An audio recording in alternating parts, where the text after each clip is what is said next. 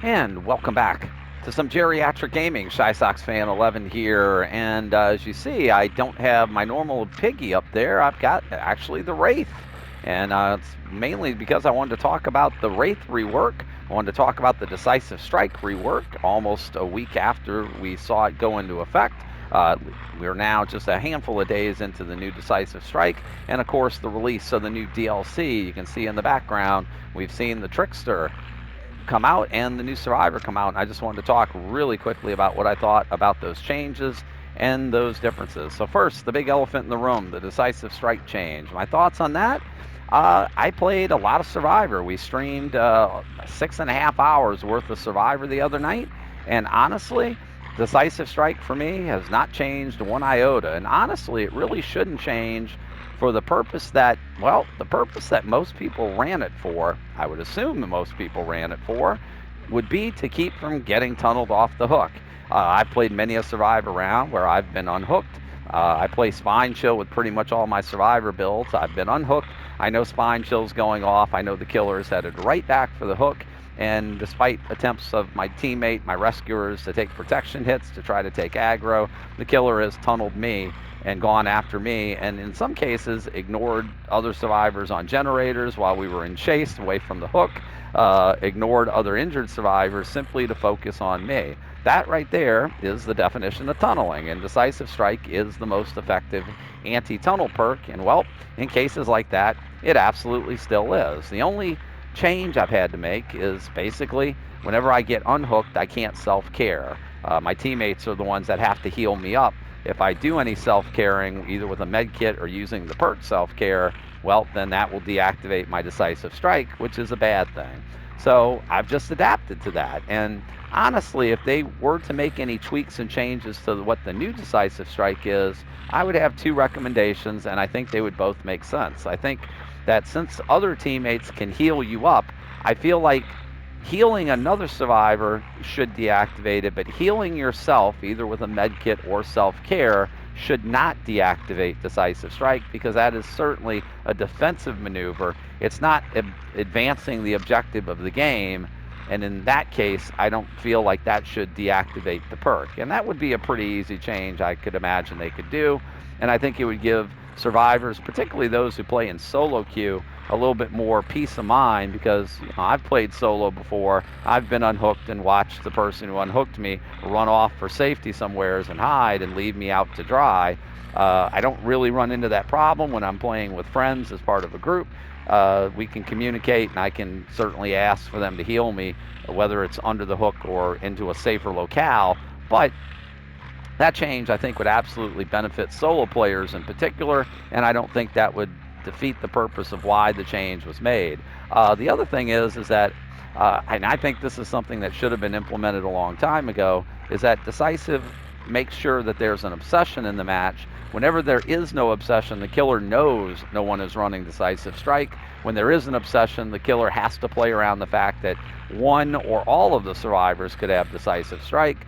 And I think that there should be an obsession every match, just to put that, that fear of DS into the killer's mind as a deterrent to tunneling people off of the hook. When I play killer, I try my best to not go after the person who was unhooked, to go after whoever did the rescue. Occasionally, I don't have a choice because I can't find the person who rescued him. They've slinked off, like I said, into the background, like has happened to me when I play solo.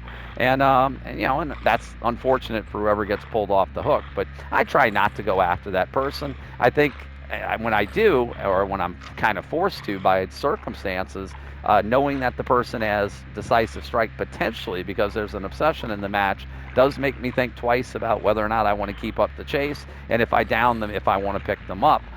So I think having an obsession in every match would definitely be a good fix and a good adjustment to the Decisive Strike. So between that and making where you can heal yourself a thing, I think those were two adjustments I think the developers could make. But otherwise, I think Decisive Strike now functions the way the perk should function. It can't be abused. And again, I've played Survivor, I've been unhooked and immediately run to jump on a generator to finish it, immediately run to the Ruin Totem or the Devour Hope Totem that I came across knowing that, hey, even if I get interrupted in my action, I have decisive to fall back on. Now you can't do those sort of things. And what I found playing Survivor was I played a little bit more cautious, but let's be honest, you get 60 seconds of decisive. If the killer is coming back to the hook to tunnel you, then you're going to be running. You're going to be vaulting. You're going to be dropping pallets. You're going to be trying to loop. You're going to do one of two things. You're either going to lose the killer by being a good survivor and being able to pull that off, or you're going to get downed again and use Decisive Strike to stun the killer and start the whole process all over again. And if that happens, even if you get downed again, if your teammates are efficient, that's going to buy them more time to get generators done and put your team in a better position to succeed. That's the way Decisive worked originally. That's still the way it's going to work if the killer decides to tunnel you. On the other hand, if the killer doesn't come back to the hook, what happened in games I ran it was I would get healed, usually under the hook, sometimes near the hook. And once I was healed, well, my decisive strike timer was, for the most part, a third of the way gone already. By the time I moved to another objective away from the killer, at least away from where I knew the killer was or suspected they were, to work on a generator or to break a totem or whatever my objective was, maybe unhook a teammate, well, at that point, my decisive strike timer was almost up anyway. So by the time I was doing those actions, DS was already gone. And by the time the killer, when those occasions happened that they came back upon me, my DS timer would have been gone anyway. Deactivating it by working on an objective basically didn't really matter, because once it deactivated, the killer was not close enough to take advantage of that. And in those cases, like I said, I think that it's at least it's been overblown by some people, the effects that this change to Decisive Strike has had, as long as you're not abusing it. And as a killer, I've had survivors with DS literally run at me with borrowed time to take hits, and then continue to run after me to body block and to do various things, to jump on a generator right in front of me, knowing that they have DS and that I'm not going to be able to hook them no matter what. At worst, I can down them, and oftentimes it's been paired with Unbreakable, leaving me if I leave them down, they'll just pick themselves up. I can't really camp the body. I can't pick them up. I'm in a no-win situation. The people who abuse Decisive Strike and use it as an offensive weapon, well, those people are the ones I think they're the most upset about the DS change. But I think the way it is currently, you can work around it. I did not have any problems. Like I said, in about 6.5 hours of Survivor play on stream the other night, I ran DS in all but 1 or 2 matches, and basically never once did I look up and say, wow, I had it deactivate and it cost me getting downed. It just is a question of adapting your play style, and it wasn't like I was an inefficient survivor just standing around, hiding, crouching in a corner, hiding in a locker. I was able to still play normal gameplay without any changes to the way I played.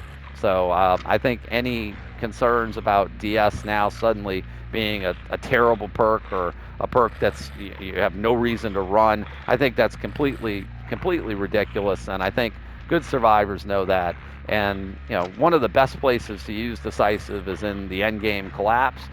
You get hooked, the gates are open, somebody comes to rescue you, you have DS up, you're running for the gates, you get down, and that's basically your free pass to get out. That is one of the places in the game where DS is at its most powerful, and that obviously still hasn't changed. And of course, you can still jump in a locker, and and I played a couple killer rounds where I have chased somebody who was recently unhooked, because again, the person who rescued him was no place to be found.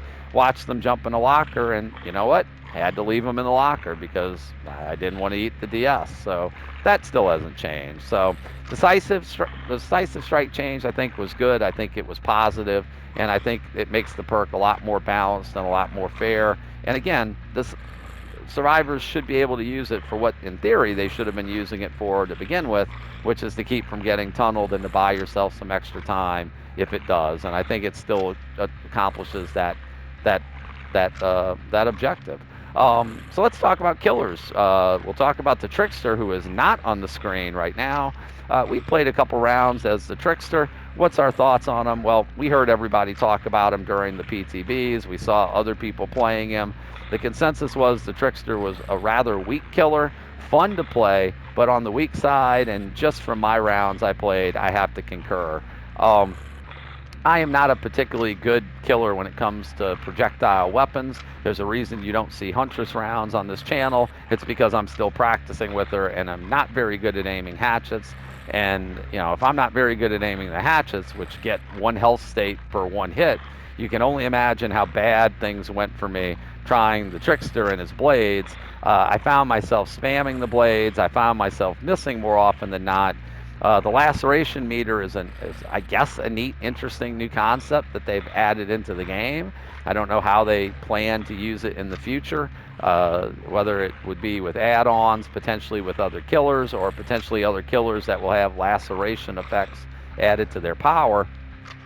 But the facts that you can injure somebody with the knives, have them lacerated, but not down a health state, and that those laceration effects regress and the survivor regains their health essentially at that point, that kind of makes it difficult. And you know, if you're someone who has good first-person shooter experience and you're good at that part of gameplay, well, the Trickster may be somebody that you can be effective with. And again, I've seen killers much better than me and players much better than me be effective with the Trickster, but he's not going to be one of the stronger killers on the roster. I think his movement speed at 4.4 rather than the traditional 4.6 is definitely a hindrance. Even though he has a ranged attack, well, so does Pyramid Head, and his movement speed is the basic 4.6. I think making the Trickster a 4.6 killer would definitely go a long way towards making him a more viable killer. There are certainly more buffs that could be done to him, I think, to make him more effective, and you know, something a lot more likely to be feared by survivors that go up against him. But my first impressions by playing him is that he's going to be one of the weaker killers on the roster. I can say, just again, playing Survivor 2 days after the PTB, normally you have a new killer and you see a lot of the new killer, particularly if he's really good. I can remember when Pyramid Head was released, and even when Blight was released, it seemed like every other match, that's the killer that we saw in our matches. And in that 6.5 hours, I believe we saw 1 Trickster the entire night. And that's sad, because you're supposed to be really excited about the new killers. And it's not that I dislike the Trickster. I think, again, he has the potential to be a lot of fun to play. And, you know, I didn't say that my matches I had that I didn't have fun, because I don't always gauge the game on number of people I kill. You know, having fun, you can have fun in a game where you kill 1 person or 2 people or even no people, and still have a fun game and feel like it's a competitive game. And I had fun trying to work with his knives and his attack.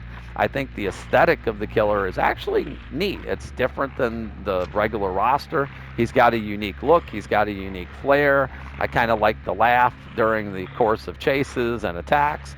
There's lots of things I like about him from those standpoints, but just again, as far as strength goes, not very powerful, and probably not somebody you're going to see me playing on the channel, or at least until the new MMR comes out. When the new MMR comes out, hopefully that will allow me to get practice with him against survivors that are not rank 1, rank 2, rank 3 survivors, red ranked survivors, and you know, then I'll make it a little bit easier for me to learn and to practice with him, and then you'll probably will see some killer rounds with him.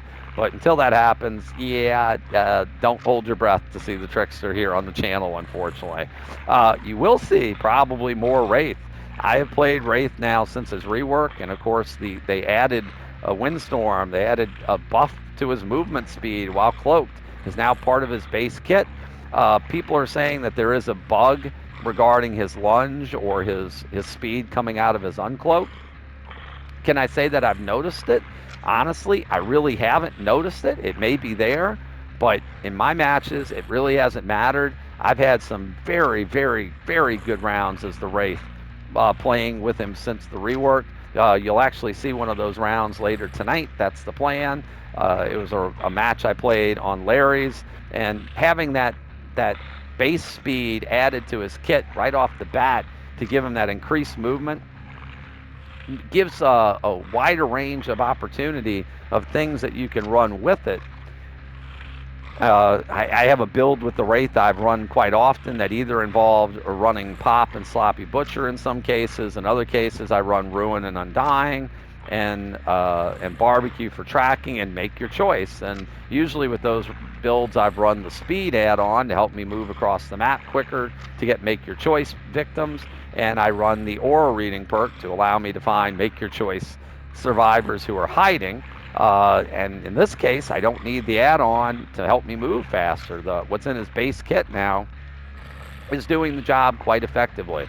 So that allowed me, at least in the match you'll see later on tonight, to run the Coxcomb Clapper, making my bell silent. And, well, you'll see the results. I was sent to Larry's, a map I normally don't like to go to, but is very good for a stealthy Wraith.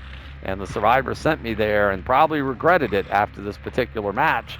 But I can say that I think the changes to the Wraith they made, the Wraith has long since been considered one of the weakest killers on the roster, and I don't think that's the case anymore. I think he definitely has the potential, maybe not to be, nurse or spirit tier, obviously, but I think he certainly can be competitive, and I think he can be competitive against good lobbies and good survivors who know what they're doing. I think I played against a really good lobby, or potentially a really good lobby. At least by rank, they were a really good lobby and had very good results, and that's not a fluke. I've had some really good rounds with him. So the buffs to the Wraith, thumbs up to the developers for that. I think it's overdue. And now the last thing I'll say is, for the love of God, as someone who likes to play this killer, will you please give Trapper a bag as his base kit, or give him more traps to carry and start. And that would be a nice way to buff your original killer to the game, much the way you did the Wraith. But with what they did with the Wraith is encouraging. It means that hopefully they will look at some of the older killers like Trapper and maybe make some adjustments to them. They changed Hillbilly, I don't think necessarily for the best, but they did. They changed Nurse, they've changed Wraith. Well, Trapper's the last one of those original 4 that really could use a look at them. So developers, hope we see some changes with the Trapper beyond the minor ones we saw with his traps and the likelihood of people escaping from him. Boy, give him some more traps to start with, give him more to carry with, give him a bag, his base kit, and I know I would be a happy person. So would a lot of other people who would like to play Trapper but just simply can't. And that would open up new things for him as well. Hopefully that will be somewhere along the horizon, much like we saw this Wraith work out. But check on with us later on tonight. Like I said, our match tonight will be a Wraith round utilizing this new Wraith speed and some of the adjustments to the build I run with him, and I hope you'll enjoy that. And I hope you enjoyed my thoughts on the recent changes. Feel free to comment below what you think about the changes to the Wraith, the changes to the Decisive Strike, whether or not you think the Trickster is a viable killer, and anything you'd like to see me play on the channel. I'd love to hear it. I'm always open to feedback. And as always, please consider hitting the like and subscribe button. We have new videos that go up on a daily basis. And you can follow us at the link below on Twitch at Geriatric Gaming 11 and get notified whenever we go live there. Until our next time, thanks again so much for watching. I hope everyone has a wonderful day, and we'll see you in the next Dead by Daylight.